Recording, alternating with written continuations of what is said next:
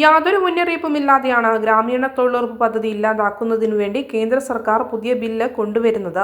ഇത് തൊഴിൽ നഷ്ടം ഉണ്ടാകുമെന്ന ആശങ്കയിലാണ് തൊഴിലാളികൾ. മഹാത്മാഗാന്ധിയുടെ പേര് ഒഴിവാക്കുന്നതിനു വേണ്ടിയാണ് പുതിയ നിയമം കൊണ്ടുവരുന്നത്. മാത്രമല്ല, നിയമപരമായി 100 തൊഴിൽ ദിനങ്ങൾ ഉറപ്പുവരുത്തുന്ന നിയമം ദുർബലപ്പെടുത്തിക്കൊണ്ട് നിയമം നടപ്പിലാക്കുവാനുള്ള ഉത്തരവാദിത്തം സംസ്ഥാനങ്ങളുടെ മേൽ അടിച്ചേൽപ്പിക്കാനുള്ള നീക്കമാണ്. നിലവിൽ പൂർണ്ണമായും കേന്ദ്ര പദ്ധതിയായ തൊഴിലുറപ്പ് പദ്ധതിയെ 40% ഫണ്ട് സംസ്ഥാനങ്ങൾക്ക് മേൽ അടിച്ചേൽപ്പിക്കുവാനാണ് ബില്ലിൽ വ്യവസ്ഥ ചെയ്യുന്നത്. കേന്ദ്ര സർക്കാരിന് തോന്നിയതുപോലെ പദ്ധതി ഏത് സംസ്ഥാനത്ത് നടത്താനും നടത്താതിരിക്കാനും ബില്ലിൽ വ്യവസ്ഥ ചെയ്യുന്നു. ഇത് സംസ്ഥാനങ്ങളെ രാഷ്ട്രീയ വിവേചനം നടത്തുന്നതിന് ലക്ഷ്യം വെച്ചുകൊണ്ടാണ്. 125 ദിവസം തൊഴിൽ വാഗ്ദാനം ചെയ്യുന്നു എന്ന് അവകാശപ്പെടുമ്പോൾ യഥാർത്ഥത്തിൽ ഇപ്പോൾ നിയമത്തിൽ ഉറപ്പുവരുത്തിയിട്ടുള്ള 100 തൊഴിൽ ദിനങ്ങൾ പോലും ഇല്ലാതാക്കാനുള്ള ശ്രമമാണ് നടക്കുന്നത്. സർക്കാർ അധികാരത്തിൽ വന്നതു മുതൽ തൊഴിലുറപ്പ് പദ്ധതിയുടെ വിഹിതം പടിപടിയായി വെട്ടിക്കുറച്ചുകൊണ്ട് പദ്ധതി ദുർബലപ്പെടുത്തുകയായിരുന്നു. ഇപ്പോൾ രാഷ്ട്രപിതാവിന്റെ പേര് ഉച്ചരിക്കുന്നത് പോലും തടയുന്നതിനു വേണ്ടിയാണ് നിയമത്തിന്റെ പേര് ചുരുക്കത്തിൽ ജി രാംജി എന്നാക്കിക്കൊണ്ട് മാറ്റാനുള്ള നീക്കം. ഇത് ഒരു കാരണവശാലും അംഗീകരിക്കാൻ കഴിയില്ല. പാർലമെന്റിലും പുറത്തും ശക്തമായ പ്രതിഷേധമുയർത്തിക്കൊണ്ട് കേന്ദ്ര സർക്കാർ നീക്കത്തെ ചെറുക്കാൻ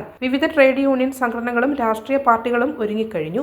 തൊഴിലുറപ്പ് പദ്ധതിയിൽ തൊഴിലാളികൾ ഇപ്പോൾ ആശങ്കയിലാണ്. കേന്ദ്ര സർക്കാർ തൊഴിലുറപ്പ് പദ്ധതി നിയമങ്ങൾ ഭേദഗതി ചെയ്തുകൊണ്ട് അത് ഇല്ലാതാക്കുന്ന സമീപനമാണ് സ്വീകരിക്കുന്നത് എന്ന് പറയപ്പെടുന്നു. ഈ നിയമ ഭേദഗതിയിലൂടെ കഷ്ടത്തിലാകാൻ വേണ്ടി പോകുന്നത് സാധാരണക്കാരായ തൊഴിലാളികളാണ്. കാരണം കുടുംബം പോറ്റുന്നതിനായി തൊഴിലുറപ്പ് തൊഴിലിൽ ഏർപ്പെട്ട് അതിൽ നിന്ന് ലഭിക്കുന്ന വരുമാനം കൊണ്ടാണ് പല കുടുംബങ്ങളും ജീവിക്കുന്നത് എന്ന് നമ്മുടെ അനുഭവത്തിൽ നിന്ന് മനസ്സിലാക്കാൻ വേണ്ടി സാധിക്കും. ഇതിലേറെ കഷ്ടത അനുഭവിക്കുന്നത് ആറളം ആദിവാസി പുനരധിവാസ മേഖലയിലെ തൊഴിലാളികളാണ്.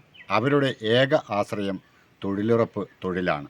40% പദ്ധതി വിഹിതത്തിൽ കുറവ് നടത്തുകയും അതോടൊപ്പം തന്നെ കേന്ദ്രം പൂർണ്ണമായും കൈയൊഴിഞ്ഞുകൊണ്ട് സംസ്ഥാനങ്ങളുടെ മേൽ അധിക ഭാരം അടിച്ചേൽപ്പിക്കുന്നതുമായ ഭേദഗതിയാണ് തൊഴിലുറപ്പ് പദ്ധതിയിൽ കൊണ്ടുവരുന്നത് എന്നാണ് പറയപ്പെടുന്നത്. ഇങ്ങനെയാണെങ്കിൽ ഇത് ഏറെ ബാധിക്കുന്നത് സാധാരണ തൊഴിലാളികളെയാണ്. കാരണം സംസ്ഥാനങ്ങൾക്ക് ഒരു പരിമിതിയുണ്ട് ഈ പദ്ധതി നടപ്പിലാക്കുന്നതുമായി ബന്ധപ്പെട്ടു. പാവപ്പെട്ട തൊഴിലാളികളെ അവരുടെ വരുമാനം ഇല്ലാതാക്കുന്ന കേന്ദ്ര സമീപനം തിരുത്തണമെന്നാണ് പല തൊഴിലാളികളും ആവശ്യപ്പെടുന്നത്. ഇതിൻ്റെ ഭാഗമായി ഈ പദ്ധതി ഇല്ലാതാക്കുന്നതിനെതിരെ വിവിധ സംഘടനകൾ പ്രക്ഷോഭവുമായി രംഗത്തിറങ്ങിയിട്ടുണ്ട്.